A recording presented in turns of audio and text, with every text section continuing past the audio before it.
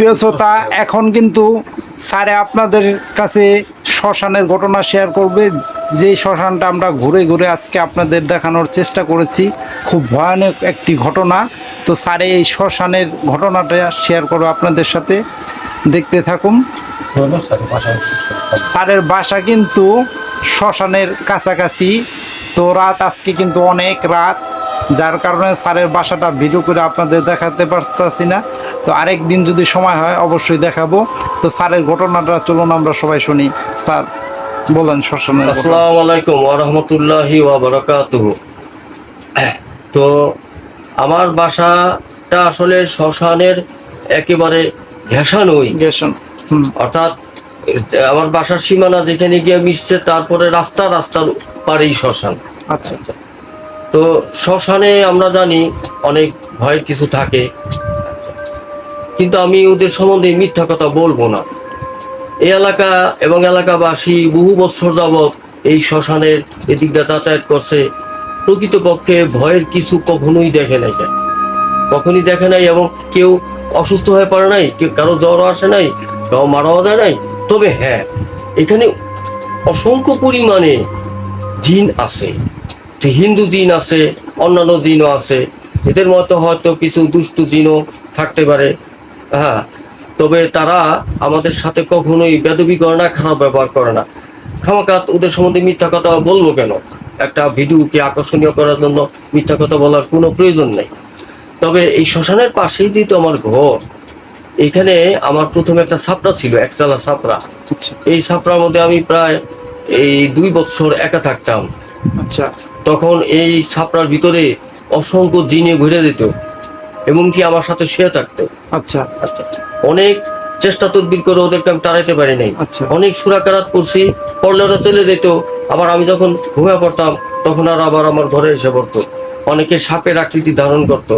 আচ্ছা, তো অনেকে কে আমি শোয়া অবস্থায় মনে হলো কি পিছনে জানি কে। আচ্ছা। তখন পিছনে ঘুরে দেখি এক মেয়ে চুল আশ্রয়িতেছে রাত্রে? হ্যাঁ। তা বললাম, ভাই আমাকে বিরক্ত করবি না, তুই তোর মতো থাক, আমার মতো আমার একটু ঘুমাইতে দে। তো আমার আর কিছু বলতো না। আবার একদিন আমি শুয়ে রয়েছি, আমার পাশে ঘেঁষে একজন শুয়ে রয়েছে পরে আমি ওকে ধরে দেখি শরীর একদম নরম। তো দেখেন, এই অবস্থা যদি কারো হয় তাহলে তো সে গড়াইয়া ভয়ে তার হার্ট অ্যাটাক করা হওয়া উচিত। কিন্তু আমি সর্বদা আল্লাহকে ডাকতাম, আল্লাহ জিকির করতাম, রাত্রে তাহাজ্জুদের নামাজ পড়তাম। আল্লাহ আমাকে এই ভয় থেকে আমাকে বাঁচাতাম। যে ভয় পেতাম না তা না, কিন্তু আশ্চর্য, আমি অত ভয় পেতাম না। ওদেরকে কেন জানি আমি কি বন্ধু মনে করতাম, কারণ একটা না 2 বছর আমি এই ঘরের মধ্যে একা ছিলাম। আচ্ছা হ্যাঁ, ওরা যেমন আমার বন্ধুর মতো হয়ে গেছিল, যদি ওরা বেশিরভাগ হিন্দু ছিল। আচ্ছা আচ্ছা। তো আমি ওই একদিন এই আমাকে বিরক্ত করবো মনে করে আমি ওই গলায় টিভি দিছিলাম। আচ্ছা। পিছনে ঘুরে গলায় টিভি দিছিলাম। পরে ওর স্বামী আয়সা আমাকে বলতেছে যে ও তো আপনাকে অত্যন্ত ভালোবাসে, আপনি পরহেজগার লোক, হ্যাঁ, ও সৎসঙ্গ চায়, তোকে আপনি আঘাত করছেন কেন? একটু হলে তো মরেও যেতে পারতো। তা বললাম, সরি, আমি আর কোনোদিন আঘাত করব না। আচ্ছা। তো কিছু দুষ্টু দিন আছে, অনেক সময় আমার ঘরে ইটা মারতো। আচ্ছা। সেই ইটা ওই শ্মশানের দিক থেকে আসতো। আপনি বুঝতেন? হ্যাঁ, শ্মশানের দিক থেকে যে আসতো, ইটার আওয়াজ হইতো, সুসু করে আওয়াজ হইতো। আওয়াজ হয়ে ঠাস করে আমার চালের মধ্যে এসে লাগতো। আচ্ছা, তো যেই ঘরের মধ্যে ঘটনা, আমি কিন্তু সেই বর্তমানে সেই ঘরে। আচ্ছা আচ্ছা আচ্ছা। কিন্তু এই ঘরটা এখন আর ছাপড়া না, আচ্ছা এখন চৌচালা। আচ্ছা। সেই ঘরের মধ্যে, সেই রুমের মধ্যে কিন্তু এখন বসা। আচ্ছা আচ্ছা আচ্ছা। তো এরকম ইটা আসতো। তো একদিন এই আমার মেয়ে আর মেয়ের জামাই এখানে শুইছে। আচ্ছা। তো আমার মেয়ে দৌড়ে ওই আমাদের ওই পাশের ঘরে চলে গেছে। বাবা তাড়াতাড়ি দরজা খুলো। কি ব্যাপার? কয় চালের উপরে কে জানি কাঁসা বাজাইতেছে, ঠন ঠন ঠন ঠন করে কাঁসা বাজাইতেছে। শ্মশানের দিক থেকে কাঁসা বাজাইতে আসলো। আয়সা চালের মধ্যে উঠলো, উঠা কাঁসা বাজাইতেছে। আমি কই, মা তুমি কি আল্লাহর নাম নিয়ে শুয়েছিলা, দোয়া দুরুদ করে শুয়েছিলা? কয় না। আমাকে এটা ভুল করছো, তুমি আল্লাহর নাম নিয়ে দোয়া দুরুদ করে শুইবা, তোমার কিচ্ছু বলবো না, কোনো বিরক্ত করবো না। আবার এখানে রাস্তার কাজ হইতেছিল, তো এক লেবার আমাদের সাথে রোজা রাখতো, আবার নামাজ পড়তো। আচ্ছা। এত কষ্ট সত্ত্বেও ছেলেটা রোজা রাখতো। ছেলেটার আমার খুব ভালো লাগলো। তাই বললাম যে ভাই তুমি আমার ঘরে এসে থাকতে পারো, আমার ঘর একদম ফ্রি ফ্রি করে রয়েছে, আচ্ছা, আচ্ছা। আমার সাথে সেহরি আচ্ছা। করবা, আর আচ্ছা। ইফতারি তো মসজিদেই করো, আচ্ছা। সেহরি আমার সাথেই করবা। তো ওই ছেলেটা 2 দিন রইল ঘরে একাই, আচ্ছা, কিন্তু 3 দিনের দিন আর আসলো না। এই ঘরটায়। হ্যাঁ, এই ঘরে 3 দিন আসলো না। পরে আমি অনেক অনুরোধ করছি যে ভাই কি হয়েছে, তুমি আসো না কেন, তোমাকে কে কিছু বলছে, তুমি কি ভয় পাইছো? সে একদম চুপচাপ, তার মানে ভয় পাইছে। আচ্ছা, ভয় পাইছে, আসলে ভয় পাওয়ার কথা না, রোজার মাস, কিন্তু ও বয়সে কম ছিল, ভয় আচ্ছা। পাইছে। তো আমাদের এখানে এই যে দপ্তরি চাচা, উনি নাইট গার্ড, ওনার নাম ইসলাম। হ্যাঁ, হ্যাঁ, ইসলাম চাচা। ইসলাম খান। হ্যাঁ, তো ইসলাম খান ওই কর্নারে, কর্নারে। হ্যাঁ, শহীদুল, এটা আপনাদেরকে ইনশাল্লাহ দেখাইব হ্যাঁ, ওই ইনশাআল্লাহ। স্কুলটা। তো আমি তাকে বললাম যে খান সাহেব, আপনি তো ওইখানে শ্মশানের কর্নারেই থাকেন, রাত্রে একাই থাকেন ওই দোতলায় স্কুলের একটা রুমে, আপনি একা থাকেন, আপনি কিছু দেখছেন? হ্যাঁ, অবশ্যই দেখছি। কয় একদিন একটা খাটো মতো একটা লোক কানতে কানতে কানতে কানতে আসলো, খুব খাটো মতো লোক, কালো কালো মতো কানতে কানতে আসলো। তা আমি বললাম যে এত রাত্রে কানতে কে? রাত্র 2টা-2:30 বাজে। তখন ইসলাম খান বাইরে বেরোলো, বাইরে দেখে যে একটা লোক কানতে কানতে কানতে কানতে শ্মশানের ভিতরে ঢুকলো। আচ্ছা। শ্মশানের ভিতরে গিয়ে ঢুকে যেখানে চিতায় লোক পুরায় হুম, তার একটু দূরে হুম, পূর্ব দিকে বসলো। হুম। বসার পরে আগুন জ্বলে উঠলো, আগুন জ্বলে আবার কিছুক্ষণ পরে নিভে গেল। তারপরে ওই লোকটা ধোয়ার মতো হয়ে উড়া আকাশে উড়ে চলে গেল। হুম, হুম, আচ্ছা, তো ঘটনাটা এরকম যে হিন্দু জিন যারা, আচ্ছা, তারা মারা গেলে কিন্তু ওই শ্মশানে পুড়ে। আচ্ছা। আমরা অনেক জানি না, হ্যাঁ, অনেকে হ্যাঁ, জানি না।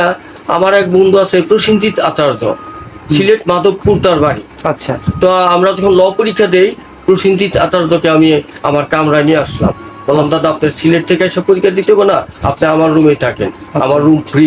তখন আমি থাকি ঢাকা কিলবাড়ির ট্যাগ, মুন্ডের চালা, সাজাদপুর।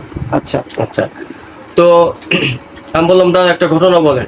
তো দাদা একটা ঘটনা বললো যে দেখেন দাদা, আমি একদিন রাত গান শুই না, হুম, হুম। গানের পার্টিতে থেকে গান শুই না, ওই পালা গান টান হয়, এই রাত্র 2-2:30 দিকে আসতেছিলাম। তো এরকম শ্মশান, নদীর পাড়ের শ্মশান, শ্মশানের পরে রাস্তা, কিছু দূর গেলে একটা খাল, হুম। খালের এই পার দেওয়া রাস্তা, খালের ওই পার দেওয়া রাস্তা। হুম। তো আমি দূর থেকে দেখলাম শ্মশানে চিতায় কারিদারি পুড়তেছে। আচ্ছা। তো চিতায় পুড়তেছে, তা আমি কিছুক্ষণ থমকে দাঁড়াইলাম যে এত রাত্রে কারে পুড়ে। হুম, আচ্ছা, পরে দেখলাম যে যাই, কাছেই যাই। তখন সেই দাদা করলো কি, ওই প্রসেনজিৎ আচার্য কাছে এসে বললো, কিরে খিতা খরচ, খারলাস পুরস, এত রাত্রে খারলাস পুরস। তো কই দাদা কোনো কথা না, আমি স্পষ্ট দেখতেছি লাকড়ি সাজানো একটা লাশ পুড়তেছে, ডুমেরা লগ্গি দিয়া মানে বাঁশেরি দিয়া এই এই লাকড়িগুলি ঠিকঠাক করে দিতেছে। তারপরে ঘটি আছে, ঘটির মধ্যে আম পাতা, লোকজন বসে রয়েছে, এক মহাসমারোহে লাশ পুড়তেছে। কিন্তু আমি এত ডাকলাম, এত কথা বললাম, ওরা কেউ কোনো উত্তর দিল না, উত্তর দিল না। পরে কয়ে দাদা বললো যে দাদা আমি পরে বাসায় চলে গেলাম।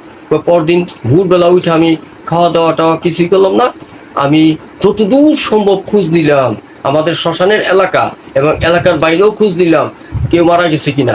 দেখলাম যে না, কেউ মারা যায় নাই, রাত্রে কারো লাশই পুড়ে নাই যায়। তখন দাদা বললো যে দাদা তাহলে এটা কি দেখলাম? আমি কি দাদা আপনি এটা দেখছেন হিন্দু লাশ, ওই আচ্ছা। হিন্দু জিন, হিন্দু আচ্ছা। জিন তারা এই লাশটা ওই শ্মশানে পুড়ছে। তো এরকম আমাদের এই বাড়ির সামনে দিয়ে অনেকে গেলে মাঝে মাঝে বড় এক আকৃতির একটা সাপ দেখে এলাকাবাসী, আচ্ছা। আমার চোখে এখনো পড়ে নাই। আচ্ছা, আবার মাঝে মাঝে মাঝে একটা পিশাসের সাথে দেখা হয়। আচ্ছা, আচ্ছা, তো ওই পিশাসের গন্ধ আমি 2 দিন পাইছি। আচ্ছা, হ্যাঁ, দোয়া পড়ছি, পরে পিশাস চলে গেছে, আচ্ছা, কিন্তু আমার চোখে পিশাস পড়ে নাই। আচ্ছা, তো আমার ভাইগনা ওই শ্মশানের পাড়েই একটা আম গাছ আছে আমাদের, আচ্ছা, ওই একদম শ্মশানের কাছে। আচ্ছা, তো ওই আম গাছের নিচে গাড়া, তো তার 2 বন্ধুকে উঠে দিছে আম পাড়ার জন্য। আচ্ছা, তা আমার বন্ধু বলতে, ওই ভাইগনা বলতেছে, নাম তন্ময়, আচ্ছা, যে ওই তোরা আম এই গাড়ার মধ্যে ফালা, গাড়ায় নরম জায়গা, আচ্ছা, এখানে আম ফালাইলে, পাকা আম ফালাইলেও সমস্যা নাই, আম কাদার মধ্যে গেড়ে গেড়ে যাবো, পরে আমরা দিয়ে নিমু। তো ভাইগনা বললো যে মামা, আমি কিছুক্ষণ পরে আম টুকানোর জন্য যে গাড়ায় নামছি, গিয়ে দেখি বড় বড় পায়ের ছাপ আর বিশ্রী গন্ধ। তো এই একটু আগে আমি এই পায়ের ছাপগুলি দেখি নে। আচ্ছা, তখন আমি বন্ধুদের বললাম, ওই তাড়াতাড়ি নাম গাছ থেকে, তাড়াতাড়ি নাম। তোরা বললো যে না, আম না পেরে নামবো না। তখন আমি বললো যে আমার ভাইনা বললো যে তাড়াতাড়ি নাম, সমস্যা আছে। তখন ওরা নামালে পরে ওদেরকে ওই পায়ের ছাপগুলি দেখাইলাম। পরে আমরা খুব ভয় পেয়ে গেলাম, তাড়াতাড়ি এই বাসার লোকজনটাকে নিয়ে আমগুলি করে আনলাম। তো এই ধরনের ছোটখাটো ঘটনা আছে, কিন্তু একের মারাত্মকভাবে কেউ ভয় পাইছে এরকম কিছু না। আর আমরা নগর থেকে আরেকটা কথা শুনছি, এক বুড়িকে অনেকেই দেখছে। ওই বুড়ি গাছের ডালে বৈশা পাও ঝুলাইতো, তারপরে ওই বুড়ি ওয়ালের উপর বৈশা পাও ঝুলাইতো, এই দৃশ্য অনেকেই দেখছে। কিন্তু প্রকৃতপক্ষে কাউকে কোনো মারাত্মক কোনো ক্ষতি করে নাই। এরকম বিচ্ছিন্ন ঘটনা অনেক আছে, অনেক অনেক অনেক। স্যার এই শ্মশান নিয়ে আমরা ইসমাইল চাচা থেকে শুনছিলাম যে ঘটনাটা, সেটা হলো যে সেই স্কুলে ইসলাম খান, হ্যাঁ ইসলাম খান ওই সেটে যে সমস্যাটা হয় যে রাত্রেবেলা আসলে ওই রুম থেকে কান্নার আওয়াজ আসে। আরেকটা বিষয় ছোট করে আমরা আরেকদিন সময় পেলে আপনার আরো ঘটনা নিব। সেটা হলাম কি যে আপনি তো খুব ধার্মিক লোক, তো এই চেষ্টা করি ধার্মিক থাকার। এই বিষয়টা জানা আমাদের জন্য জরুরি যে যারা ফাঁসিতে মারা যায় তখন আমরা যে দেখি যে ওই আত্মাটা অনেকে বলে ফেস করে, আসলে এটা কি ওই আত্মাই থাকে না মানে অন্য কিছু জিন জাতীয় যে থাকে? না না, আসলে এটা ইসলাম ধর্মে আসলে ওই আত্মা আইসা মানুষকে ভয় দেখায় বা মানুষকে প্রতিশোধ নেয়, হ্যাঁ। এই ধরনের কোনো ঘটনা নাই। এগুলি অন্যান্য ধর্মে আছে, এই বিশ্বাসটা আছে। আচ্ছা। যেমন খ্রিস্ট ধর্মে আছে, হিন্দু ধর্মে আছে। তাদের কিছু ভিডিও আপনারা দেখে নিয়েন। হ্যাঁ, এই বিষয় নিয়ে আমরা আলোচনা করব। কিছু ঘটনা তাদেরকে দেখে নিয়েন, তারা বলে যে আত্মা আসে, মারা যাওয়ার পরে আত্মা আসে। আসলে ইসলামে এরকম কিছু নাই। আচ্ছা, আচ্ছা। আত্মা ইল্লিনে চলে যায় বা সিজিনে চলে যায়, কিন্তু সেখান থেকে আসে না। তবে হ্যাঁ, কিছুদিন পর্যন্ত আত্মা আসে। আচ্ছা হয়তো অনেকে বলে 40 দিন পর্যন্ত আসে, কিন্তু প্রতিশোধ নেওয়ার জন্য না। আচ্ছা আচ্ছা আচ্ছা। তবে কেউ যদি আমল করে, যেমন এই কারো মারাত্মক একটা সমস্যা দেখা দিছে, যেমন এক লোক এসে দাবি করতেছে তোমার বাবার কাছে 1 লাখ টাকা পাই। আচ্ছা আচ্ছা আচ্ছা, এখন এটা সত্য না মিথ্যা কে জানি। তো এই ব্যাপারে আমল করলে স্বপ্নের মাধ্যমে বা অন্য কোনো ভাবে ওই আত্মা আচ্ছা, বলে আচ্ছা। দেয়, হ্যাঁ পায়। আচ্ছা। অথবা আমি অমুক জায়গায় টাকা লুকিয়ে রাখছি, বা আমার অমুক জায়গায় আমার অমুক সম্পদ আছে, তোর এগুলি নিয়ে, এটা হচ্ছে কি আমল করলে এটা আসে। আচ্ছা। এইটা সত্য, কিন্তু ওটা আত্মা এসে প্রতিশোধ নেয়, এই ধরনের কিছু না। আচ্ছা আচ্ছা। এই ছিল স্যারের একটি ঘটনা, আরেকটি ভয়ানক ঘটনা। তো স্যার আপনাকে ধন্যবাদ। সামনে আরো ইনশাল্লাহ আপনার আরো ঘটনা আমরা নিব, ইনশাল্লাহ। শেয়ার করবেন আমাদের সাথে, খুব ভালো লাগলো। আপনি ভালো থাকুন, সুস্থ থাকুন। আবার আপনাদেরকে আরেকটি নতুন ভিডিওতে স্যারের সাথে আবারও সাক্ষাৎ করায় দেব। আজকে এই পর্যন্ত, সবাই ভালো থাকুন, সুস্থ থাকুন। আল্লাহ হাফেজ। আল্লাহ হাফেজ।